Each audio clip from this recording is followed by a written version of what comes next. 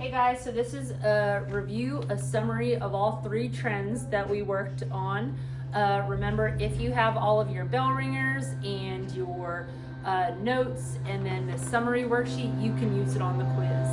Okay, day one, when we talked about atomic radius, we did a bell ringer and a notes sheet, front back.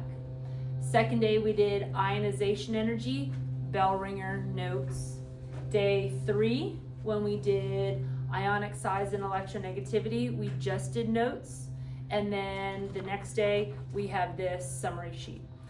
Okay, so on this Google Classroom assignment, I have all of her videos on atomic or on periodic trends posted, so you can watch them or you can watch this summary video. I have another summary video after this one that was maybe last year's when we didn't do this summary sheet, so you can stop with this one or watch the next one too.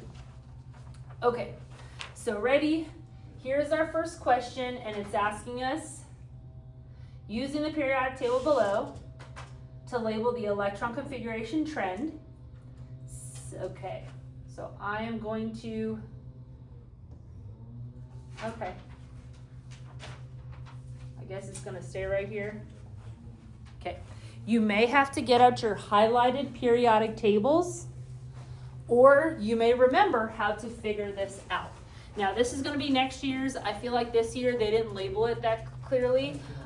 So remember, we have our groups across the top, periods across the bottom. You will have to know that for your quiz. Okay, so we have groups 1 through 18. And we can actually break this up into our SPDF blocks. So remember, we learned that here is the S block. Helium is over there because based on its periodic trends, it fits in with the noble gases. It has a full outer valence electron level. Okay, but technically it fits here. I'm going to use a different color and highlight our P block. I'm going to use a different color, highlight our D block. And I'm going to use the fourth color and highlight our F block.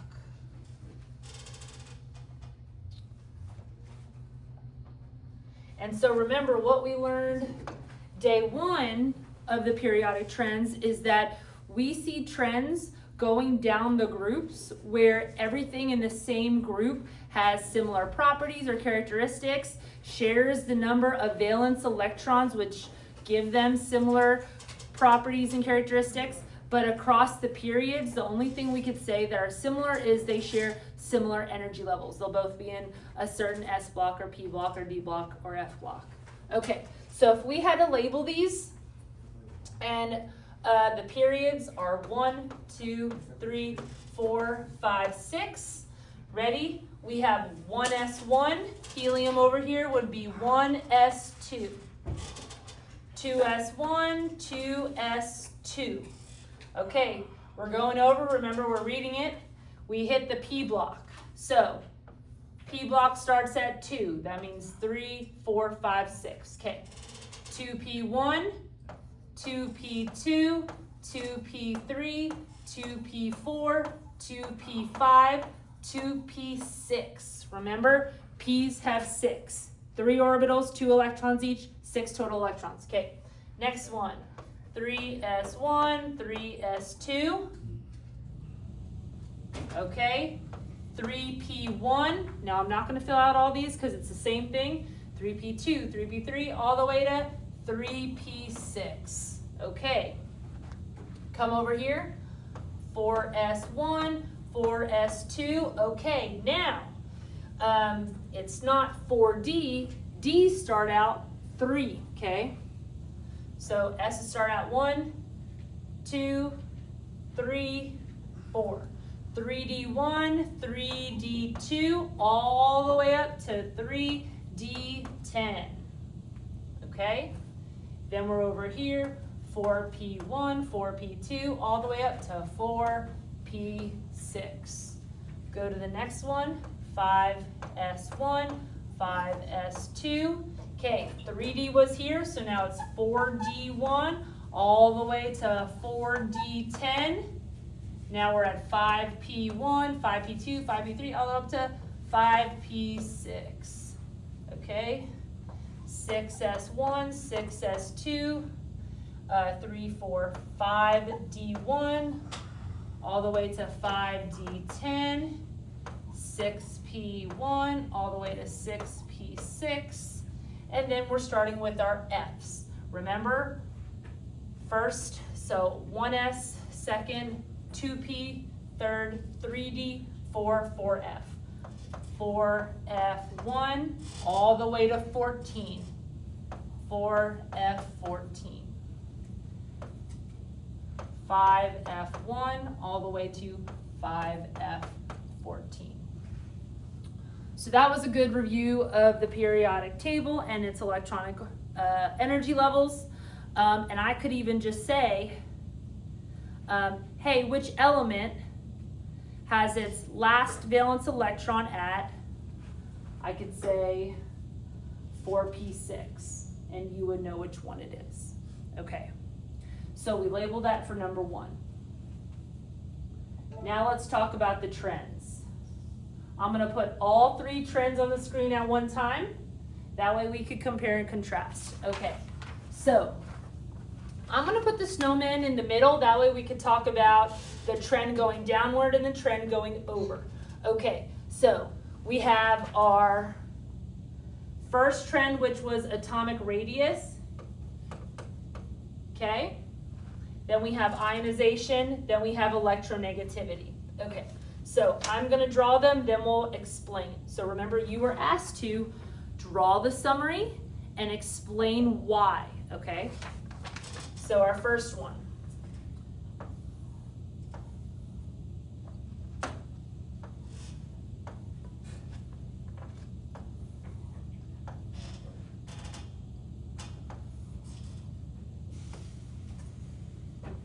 Okay, next one. Ooh.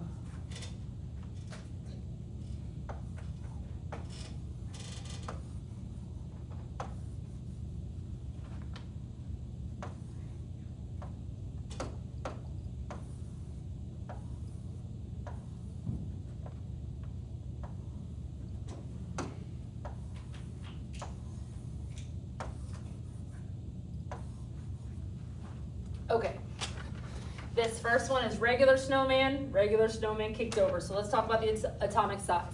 Okay, going down, the size is gonna increase.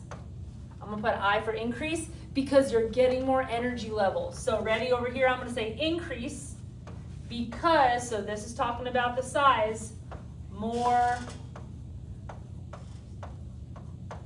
energy levels. Remember, your energy levels are those track lanes, and as you have to fill them out, those track lanes can't compress that much because of the shielding effect. Okay, so you are spreading them out. Okay, now we learned over here, so remember, over here on the periodic table, you may have lithium with 3 protons, and over here you're gonna have neon with 10, even though technically that's 10 protons and 10 electrons, and it seems like you have more subatomic particles. You have more of a charge in the positive nucleus, therefore it's attracting the electrons more, sucking them in. Okay, so technically you decrease over here because electrons are more attracted to positive nucleus, okay? Okay, next one, ionization. So remember, going into this quiz, you have to know what an ion is, a cation, and an anion, and how to make them, okay? When you give away a negative electron, you give a negative, so you become more positive, okay? You are a cation. Also, you are lighter. We talked about size in the 3rd unit. Okay, when you take and steal a negative electron, you become more negative. So you're more negative, you're actually a little bit heavier. Your mass is a little bit greater. Okay, so to become an ion, let's talk about it. Okay. Now, this one's a little bit harder. Okay. Down here, where these atoms are very big, have a lot of energy levels, those electrons are further away from the nucleus. It's actually pretty easy to steal an electron. So guys, you do not need that much energy. So this smaller part of the snowman means you don't need that much energy.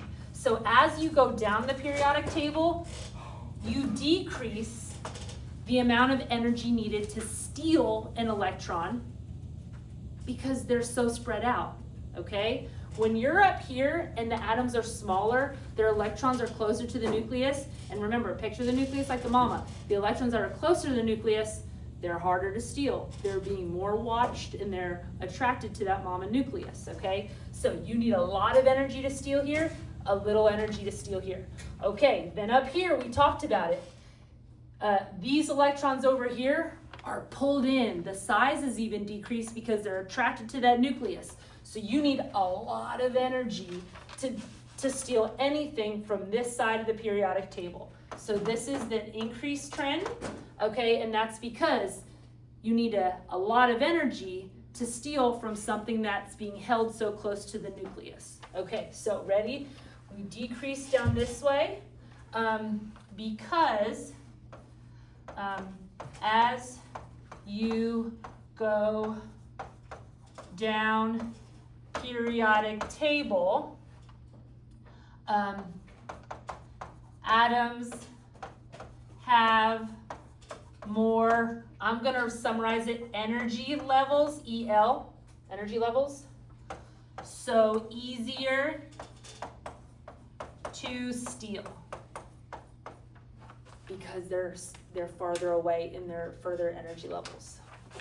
You have to increase energy going this way because electrons are held tight to nucleus, which is exactly what we talked about here, okay?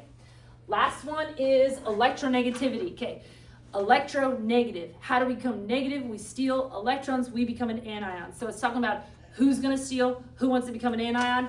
It is, when we go up here to our periodic table, it was fluorine right here. So fluorine, I'm gonna put an F right here. Fluorine, we learned about, was the most electronegative. Y'all, the noble gases that are right here on the periodic table, they're already happy. They already have a full outer valence electron. They have full outer valence electron. So they don't need to steal. But this, the halogens, number 17, especially fluorine, they have 7 valence electrons. All they have to do is steal one more. So they want to steal really bad. So as you go over here, you see the electronegativity increases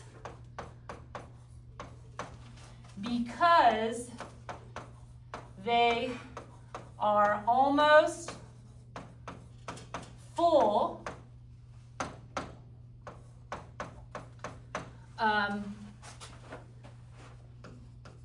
and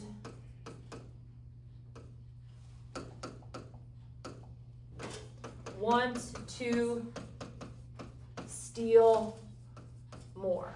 So they have this intrinsic want to steal. I'm almost full, I'm gonna steal it. Whereas, let's just say group 15 with 5 valence electrons, you know, they're like, I can give away 5 or steal 3, what should I do? The halogens that have 17 know they need to steal 1. Okay, as you go down, the electronegativity decreases because more energy levels, it's bigger.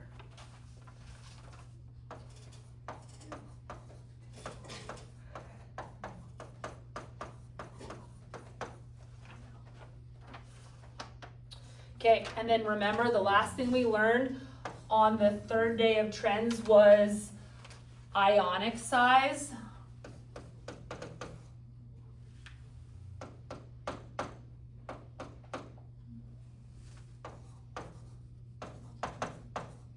So remember, cations, which are positive, are smaller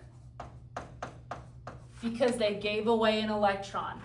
Anions, which are negative, are larger because they stole an electron, okay? So I could ask you guys,